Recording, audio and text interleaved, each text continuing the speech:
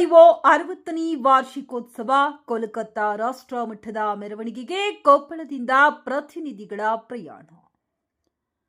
ಪ್ರಯಾಣಕ್ಕೂ ಮುನ್ನ ಕೊಪ್ಪಳ ರೈಲು ನಿಲ್ದಾಣದ ಮುಂಭಾಗದಲ್ಲಿ ಕಾರ್ಯಕರ್ತರು, ವಿದ್ಯಾರ್ಥಿ, ಯುವಜನರ ಐಕ್ಯತೆ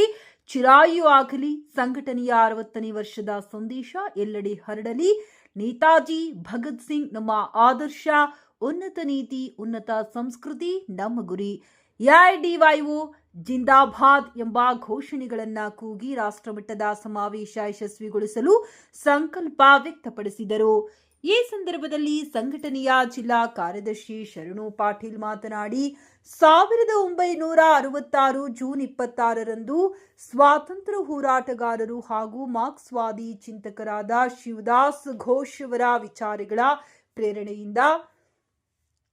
ಎಐಡಿವೈಒ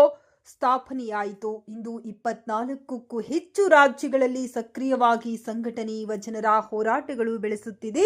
ಕಳೆದ 60 ವರ್ಷಗಳಿಂದ ಯುವಜನರ ಹಕ್ಕುಗಳು, ಉದ್ಯೋಗ, ವೈಜ್ಞಾನಿಕ ಶಿಕ್ಷಣ,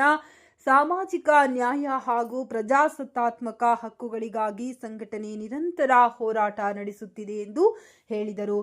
ಜೂನ್ 27ರಂದು ಕೋಲ್ಕತ್ತಾದ ಕಾಲೇಜ್ ಸ್ಟ್ರೀಟ್ನಿಂದ ಸುಬೋಧ್ ಮಲ್ಲಿಕ್ ಸ್ಕ್ವೇರ್ವರೆಗೆ ಬೃಹತ್ ರಾಷ್ಟ್ರಮಟ್ಟದ ಯುವಜನ ಮೆರವಣಿಗೆ ನಡೆಯಲಿದ್ದು, ಬಳಿಕ ಸಾರ್ವಜನಿಕ ಸಭೆ ಜರುಗಲಿದೆ. ಸಭೆಯಲ್ಲಿ ಎಸ್ಯುಸಿಐಸಿ ಕೇಂದ್ರ ಸಮಿತಿ ಸದಸ್ಯ ಅರುಣ್ ಸಿಂಗ್, ಪಶ್ಚಿಮ ಬಂಗಾಳ ರಾಜ್ಯ ಸೆಕ್ರೆಟರಿಯೇಟ್ ಸದಸ್ಯ ಸುಭದ್ರಾ ಗೌರಿ, ಎಐಡಿವೈಒ ಅಖಿಲ ಭಾರತ ಉಪಾಧ್ಯಕ್ಷ ಜಿ ಶಶಿಕುಮಾರ್ ಹಾಗೂ ಅಖಿಲ ಭಾರತ ಪ್ರಧಾನ ಕಾರ್ಯದರ್ಶಿ ಅಮರ್ಜಿತ್ ಕುಮಾರ್ ಮಾತನಾಡಲಿದ್ದಾರೆ ಎಂದರು.